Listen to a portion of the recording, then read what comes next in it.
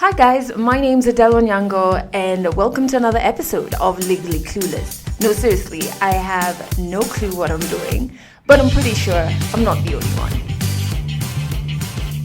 I'm 31 years old, y'all. I don't feel like there's been much change since I turned 30, but hey, let's see how 31 takes me. However, thank you so much to everybody who sent me birthday wishes. I live for birthdays, and I think I also realized why I love birthdays. It's a weird thing, but because there's been a lot of death around, I guess that's why on my birthday I kind of made correlation between death and birthdays. So you see, when somebody dies, especially now with social media, and this is not a bad thing, but we go on and we celebrate those people, and we say how much impact they had in our lives or how they inspired us in one way or another, right? And I think the only sad bit about that is probably we haven't or didn't get a chance to tell that person directly. And on birthdays, it's one day where it's not going to be weird for you who hasn't spoken to this person in a long time to say, you inspire me, or you have this and that impact in my life, right? So you're literally giving somebody their flowers while they're still here.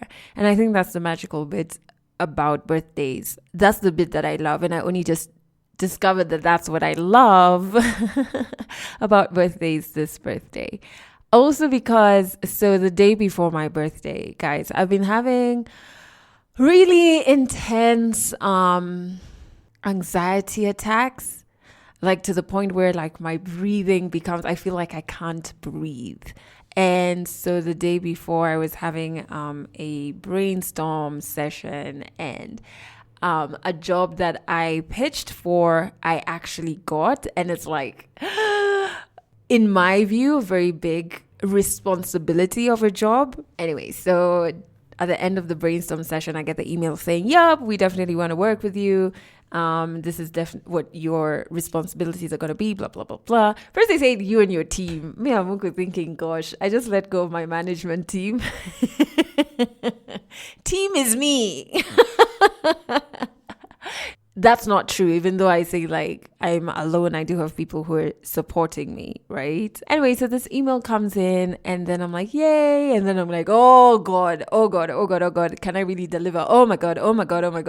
And it just like develops into this panic situation, and I can't breathe. And so that was like the day before my birthday. So when I woke up on my birthday, obviously I was like, yay, because I love birthdays.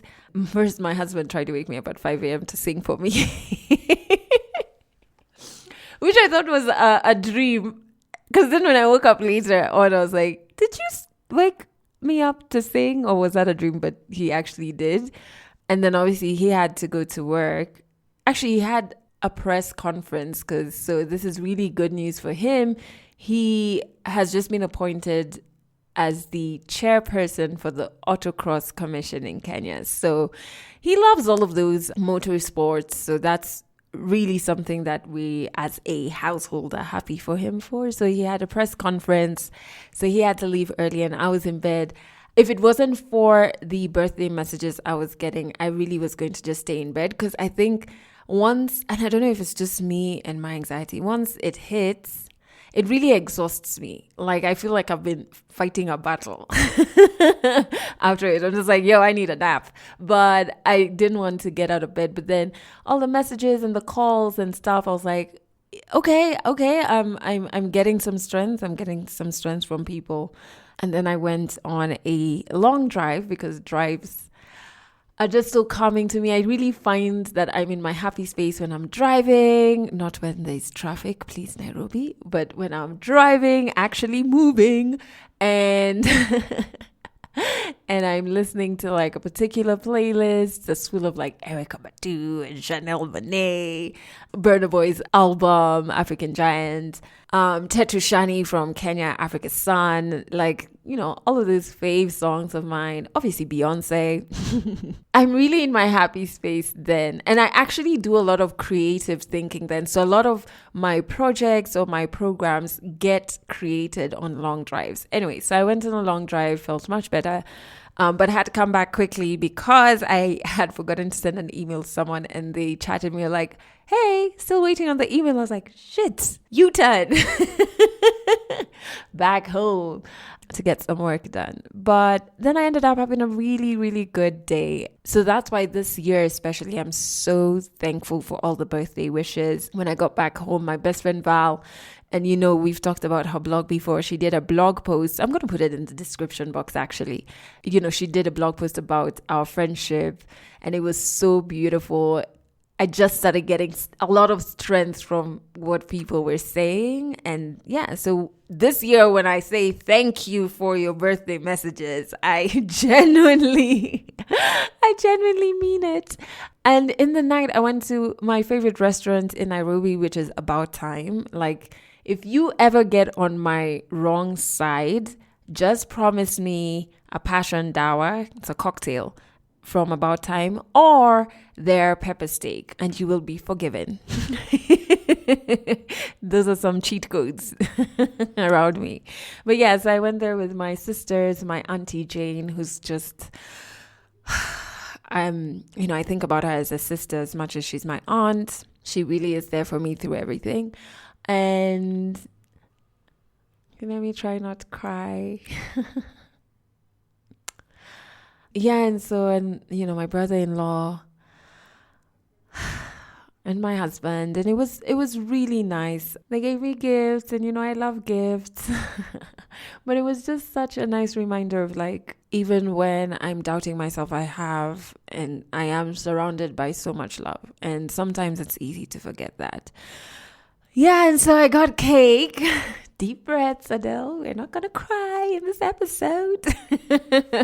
Yeah, so the guys, the waiters and stuff sung a bit. Let me see if I can play you that.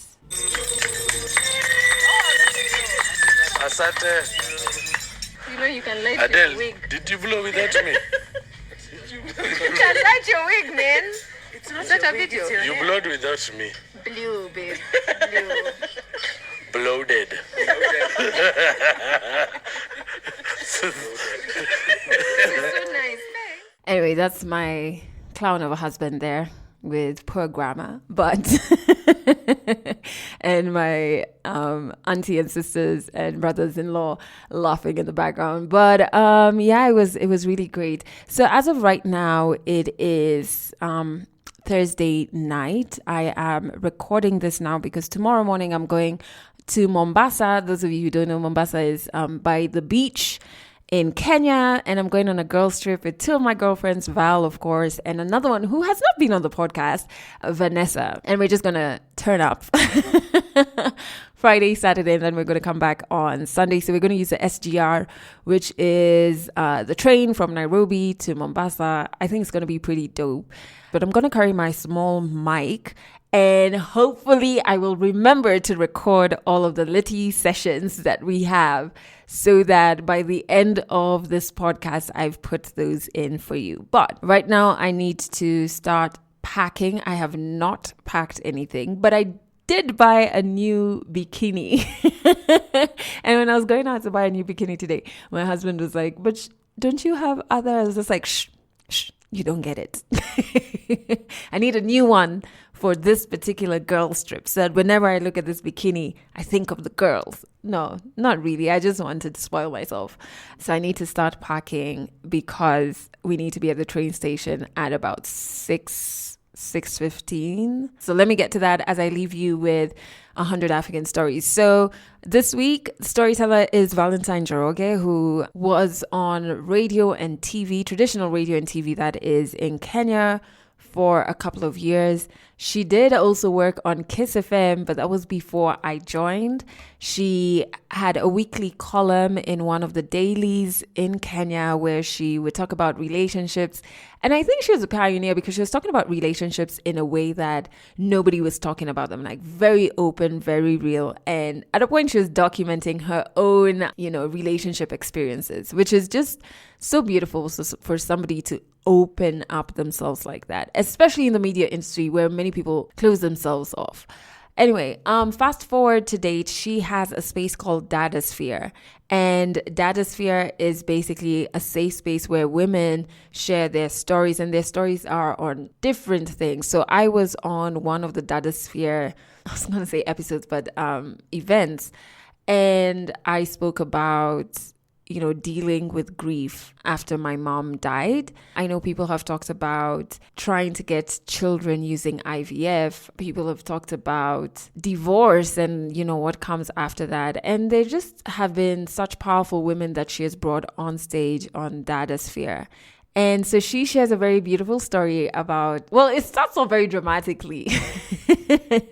But I think what really stands out to me is, the importance of silence, trusting the journey. And the journey is like littered with a lot of failures, but just keep moving. And no matter how slow it takes, things do grow and develop. And the success you want your projects to have inevitably comes to be. Oh, wait, is that me giving away too much? You know what? Just listen to it. 100 African stories. There is no proper life that you live in university as a musician. If I constantly just walked around feeling sorry for myself, I'm never going to get anything done. There was a bit of frustration in between all of that. I've been breaking my back for this company. Therapy is not for the weak or for the crazy. Stories from Africa. My name is Valentine Joroge, and I'm from Nairobi, Kenya. I live in Westlands, and I was actually born in Westlands as well. Oh, wow. It's like I've never left. I was born in Mpisha Hospital down there.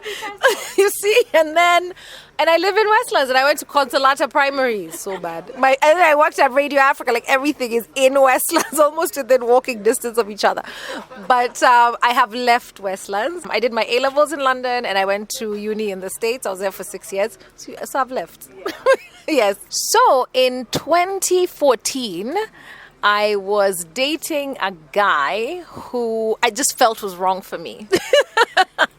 So I was dating a guy who I just, the relationship started off well, and then it didn't last very, very long, but I felt like something was off with him. Like he just wasn't the guy for me. So he traveled one weekend, and then when he came back, I really didn't want to see him. So I went for yoga. And I went a bit early so I could meditate and pray and then have the class. And I was like, God, I feel like you're whispering something in my ear about this guy. Me, I'm not hearing your whispers. Just give me a billboard. That was a Sunday. And I went for the 4 p.m. class. It was like sunset, whatever. So Thursday, I bumped into a friend. I was actually on my way to yoga, decided not to go, had a few drinks, whatever. And we'd been texting, and the guy tells me, I'm having a bad day, da-da-da-da-da. So when I finished my drink, I went to this guy's house. I thought I was going home, and I thought, let me pass by this guy's house. He's had a rough day. Let me be a good girlfriend. And then I found a wife and 2 kids.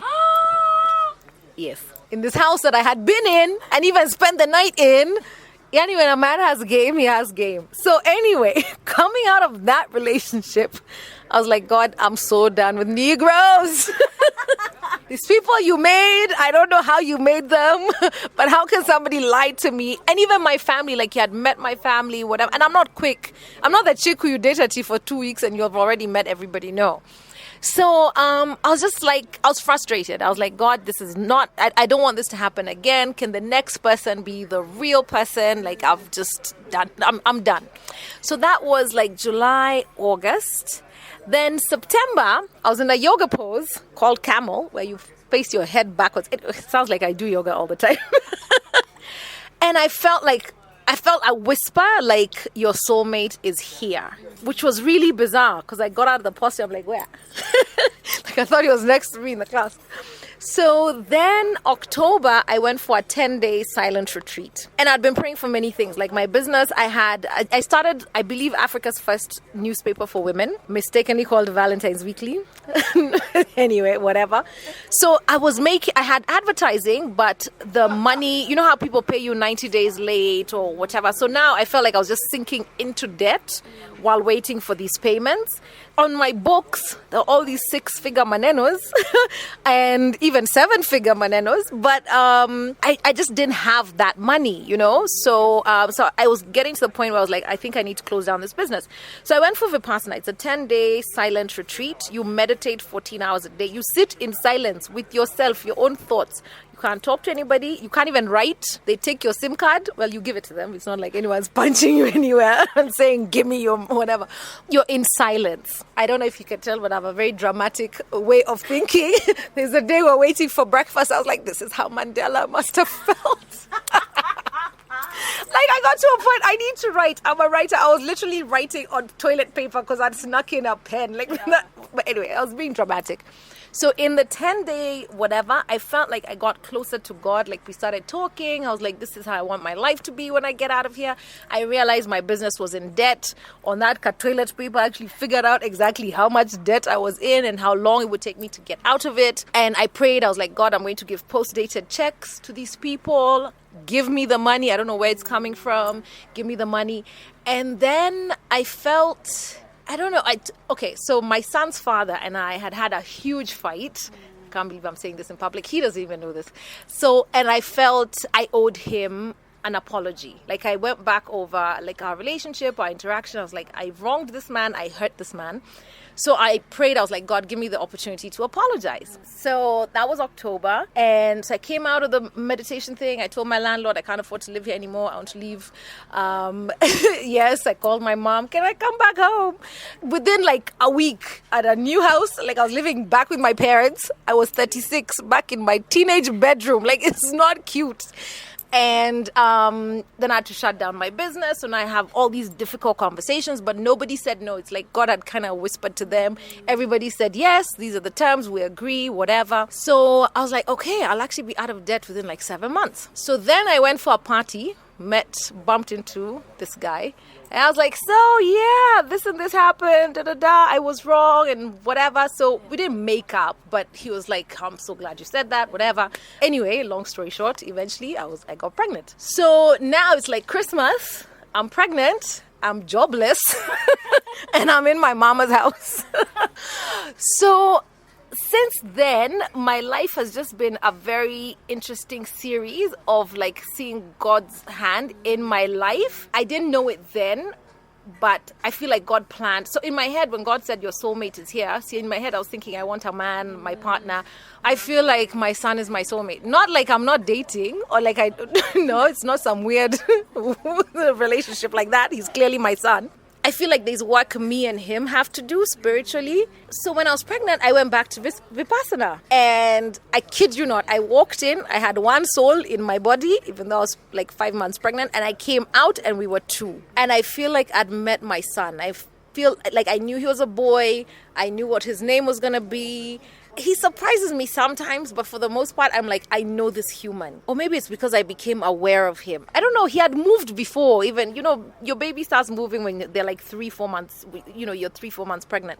So he had moved before, but I just felt, I don't know. I just felt like I felt like I had a boy inside me.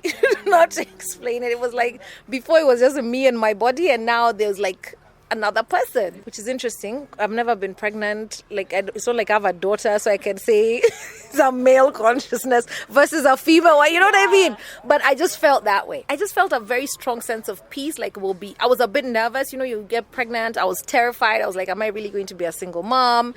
How can I provide? And all of this. And I was still working through that debt. But I actually, again, on like a piece of tissue, did the math, and I was like, okay, if I freelance correctly, I can actually put some money aside. I'll be able to give birth how I want to give birth, and I'll be able to, like, I'll be okay financially. And I felt like God told me, I've got you. And since then, we've never lacked for anything at all, ever. Like, nothing. If I even say, like, oh God, I want a new car. I wanted a new car. I bought my mom's, it was her old car, but still new to us. So I bought it like in the maternity ward. I was like, Mom, here it is. So I've seen the importance of the time with myself and the silence. So it's important to cultivate that. I feel the most silent after a yoga class. And specifically Bikram yoga. I don't know. I've tried other types of yoga, but I think because I'm still a learner in those other types of yoga, I don't really get to that point of silence. But I've been practicing Bikram for years, so it really helps. And also in the room, you're not allowed to talk. So as soon as people are done with the class, you can either leave or you sit in silence.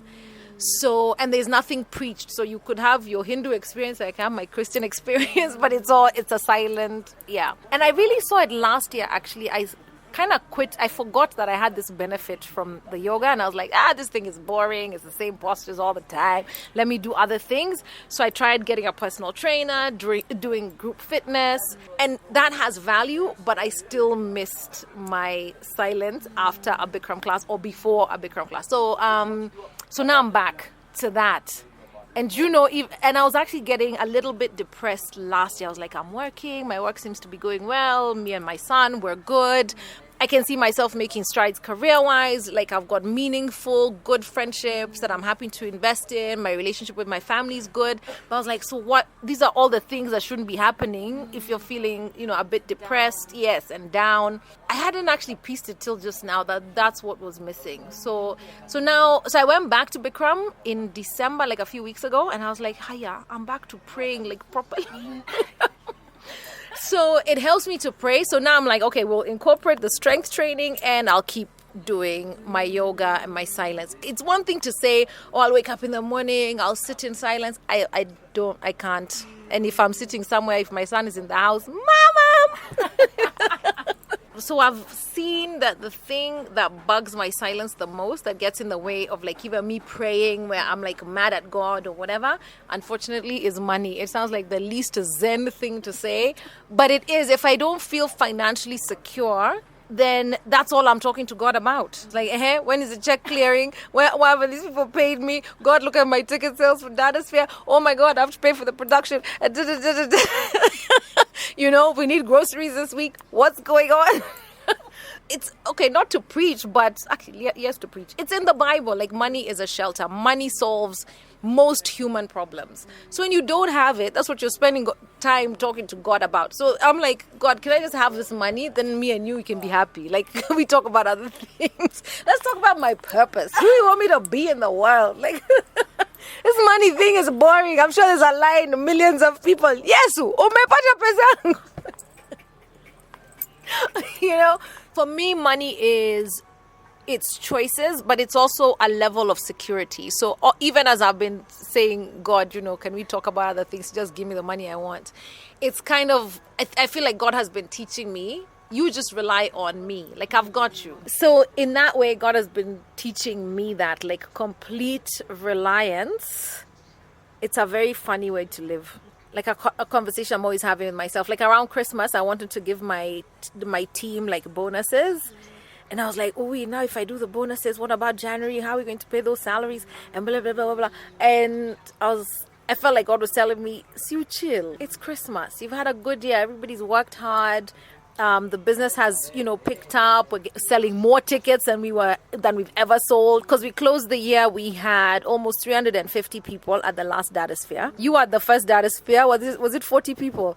So it's almost 10 times the growth in a 2-year period. Okay, so I don't have an easy time talking about failure. So when I even talk about like Valentine's Weekly, that failure was in 2014. So it's been almost 6 years.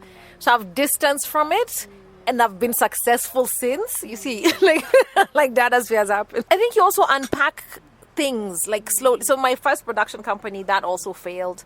That one was kind of laughable, how I expected things to succeed with such little information. Shame on me, I should have done more research. If you had asked me in the moment to talk about it, I probably wouldn't have been able to talk about it. But when you get some distance, then you even have time to unpack things and say, okay, this failed because of this. Where's the lesson? What can I do differently? Who shouldn't I work with anymore? Yeah. Who's an idiot? Not just me for hiring you, but who's an idiot? All that. So you unpack differently, but also some things, I think the ones we really struggle to talk about are like personal things, like divorce or breakups, where you're like, wow, is it that I made a mistake or I'm the mistake? You know what I mean? Like, we should never have been together. I shouldn't have been with this person. So I was the mistake in that person's life, or they were the mistake in my life. You know what I mean? Yeah. So 2015, so my son is born August, and then so by then, like I had actually I'd gotten out of debt and I'd actually put some money aside. Like, okay, now I can afford a maternity leave, put my swollen feet up. So, and then 2016, I was like, okay, now I need to start making money. I need to get back into freelancing and working and whatever. So got back into that, and then I was like, but God, isn't my life supposed to be bigger? I shouldn't just be back where I was before I started that newspaper that now is defunct. So, but I was like, God, I need a sign. I want a big, and I had the idea for Datasphere. I didn't call it Datasphere, I was calling it storytelling, whatever, but I hadn't told anybody. So I was like, God, if you really want me to do this, then I need a big sign. Like, I need to pull off the kind of event that even me, I'll be like, yo. Can't believe I did that. So then a friend, we're just having coffee, and she was like, Vanessa, why don't you do TED? I was like, huh? She's like, why don't you do TEDx? A friend of mine has done it in Joburg, TEDx Women, and, you know, it's been so successful. So I was like, I actually looked it up years ago, and I thought that when Valentine's Weekly is at a certain point, we can do TED. So I was like, I actually know everything to do to apply. Why did it still take me a month to apply? Like, I almost missed the deadline. So I applied, got the license. I will not forget this. I had $30,000, like $300 to my name when I first had a meeting with this chick who does production. And I was like, let's do TED. She was like, okay, so it's going to cost blah, blah. I was like, yeah. So I was like, I need to talk to somebody. So I went home. I was like, Jesus, do you see my bank account? What are we doing? But it all worked out. Like, everybody I asked to speak spoke. Like, we got someone on the Supreme Court to speak, Joaquin Dongo. We got Caroline Mutoko to speak. Like, all these big names in Kenya. Nobody said no to me. Even Safaricom sponsored. Like, all these people sponsored. I was just like, woohoo, look at me. So it really was like, I look at that like I have a prayer journal. I think everybody should. You see God coming like tick, tick, tick. I was like, yo, what? What else? What else can we do? And even after TED, it still took me a year to launch Datasphere. I was terrified. I was like, God, this is my third business. Like, okay, fine. I got the sign, yippee. The videos are online. They're doing well. Thousands of views, hundreds of thousands of views. But I was like, am I really going to do this thing? And then it's kind of like I was looking for reasons to say no and delay tactics. I was like, I'm writing a book. I wrote a book. It's there. But it was a compilation of my old columns. It's not like I wrote 10,000 words, you know. So, like, just delays. So finally, I got the best delay ever because we had an election in 2017 that was recalled. And so I couldn't launch. I was like, you see, God, I was so ready for September. Now we're going to another election. Nobody has money. Nobody cares about women. And then so 2018, February. So we're supposed to have our first event. Yeah. Do you know we sold one ticket? So I was like, you see, Jesus, what was this thing? And then now I'm putting it on Instagram due to extenuating circumstances, whatever. We've had to cancel. So anyway, we started in February of 2018. And then since then, it's taken off. There have been moments, like I thought I had money. I thought I had like enough money for 3 events. I ran out of money in 2 events. Yeah. I thought I'd have a sponsor. We didn't get a sponsor until the end of the first year, and that was just goodwill. Like a friend who was like, yeah, don't put my name anywhere, but here I have something. Like, I'm like, what? Can I at least say that she look professional? It'll invite, you know how money invites money. And the guy was like, nope. Do you want this check or no? I was like, thank you very much. So our first official sponsor was end of last year. So yeah, Datasphere 11th, so the 11th event. So it's taken long, but also I think God has sent me the kind of people who will give me advice. Like just before the 3rd Datasphere, I spoke with a friend of mine, Wandia Gishoro, and she was like, Valentine, work on your content. Work on your content, forget the marketing, forget all of that. People will come, you've done enough for word of mouth, and the sponsors will find you, work on your content. So that was actually a big shift in Datasphere, because I got a speech coach. And then we really started working with each and every speaker also, so they walk away with a skill set. So they tell their story, but then also now from now on, they're like, I can speak in public, I have this skill set. That has been groundbreaking. And yeah, we've grown. It's been slow, I can say that. Yes. Would I like to be making more money? Hell yeah. But am I happy with the progress? Yes, because I've seen bigger money, like bigger checks, but I was poorer, to be honest. So now, like, the slow growth has been good for us. So at every data sphere, 6 women share their stories. And then before that, we have a 4-week program where, we're like, we're trying to craft your talk. Like, we do a brainstorming, what might you want to talk about? And then we start now creating the talk. In that process, there's a lot of healing that happens. Like, there are women who've spoken and they're like, oh, this really moved my family. They didn't know this about me. Now we're in therapy. I'm in therapy after having, spoken at Datasphere and realized, wow, I thought I had dealt with my issues, but there's a whole other layer.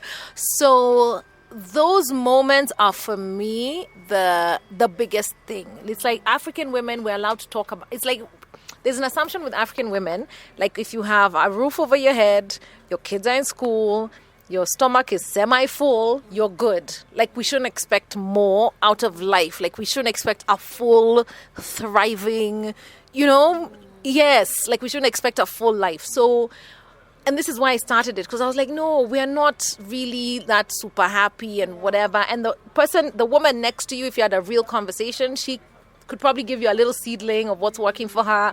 You could tell her something that's working for you, and it would just change all of us. So when I see those conversations happening, women within Datasphere like starting to work together, I'm like, this is why all of that other stuff happened. My production, whatever, failed, or even I was cheated on, because now I can be like, yeah, we've all been there. And finding out somebody has a wife and 2 children. I'm like, Jesus, imagine if I'd given that guy a year. Like, if I had sat down in silence that Sunday and said, God, I need a billboard.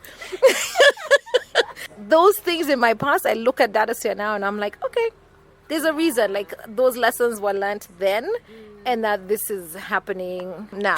Catch our next African stories in the next episode. Valentine has such a brilliant energy about her. And so if you check the description, I've put a link to the Datasphere Instagram page, just so that if you are in Nairobi, or if in future Datasphere comes to a space that's close to you, you can check it out. I've spoken at one Datasphere. It was absolutely amazing. And maybe I should put that link. Yeah, I'll put that link as well in the description. I've attended a Datasphere where I was not speaking. It's a brilliant space she has curated. And if you haven't been, please put that on your to-do list. Another thing that I'm like, I'm not too sure I would hack, that whole 10 days of silence thing. And then you take my phone away as well. I don't know, man. I think that would be really hard for me to do. Although I know how important it is to silence the noise in your life. So what I do when I need to just like figure out my thoughts, or my thoughts are a bit too overwhelming, is I go for long drives. It just works wonders for my mind. Like, it calms everything down. But then sitting in silence for 10 days, I probably wouldn't hack that one. I hope you enjoyed the story. It is 9:30 p.m. on Sunday. I'm back from my girls' trip. Myself, Val, who's been on the podcast before, and another one of our friends, Vanessa, went to Mombasa for my birthday weekend. It was a really, really nice time. Friday night, we went out. I thought I'd carry my microphone and just record the shenanigans that we got up to, but I'm kind of happy I didn't, because it just got pretty lit. And then Saturday, I hang out with my 2 cousins, Abraham and Andy, who live in Mombasa. So I haven't seen them for a long time. It was so interesting because they're now 19 turning 20 and Andy 17 turning 18. So they were giving us stories of what the youth get up to nowadays.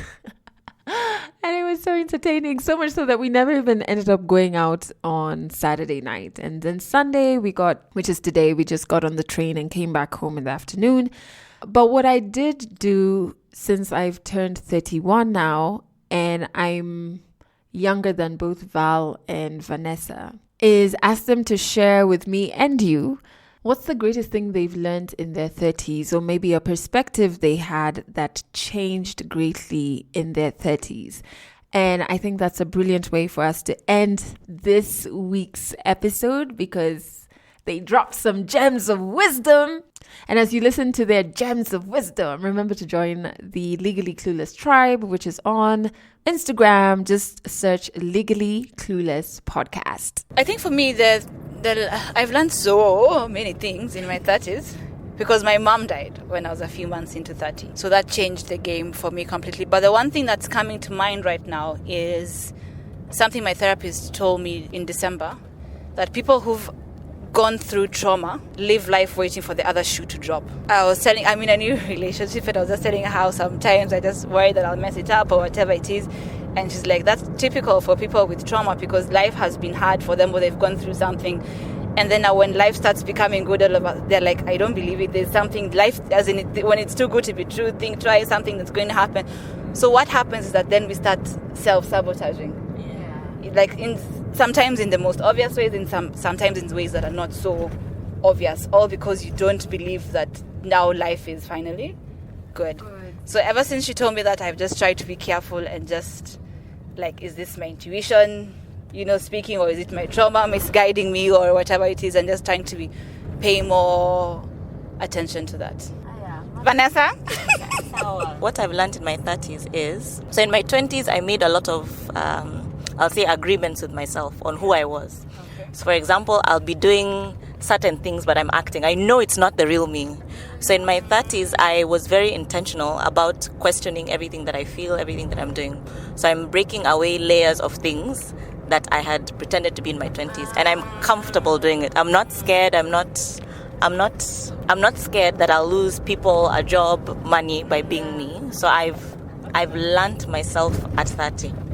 And it's not been a dramatic change. It's just now I'm ready to stop agreeing with all these things that I was taught when I was younger. But even like little things like not taking things personally, because I used to take things, everything that someone would say, I'd be like, they're saying something, that's who I am, and I didn't know. So now I'm also learning not to take things personally, because whatever someone says to me is their truth, it's not mine.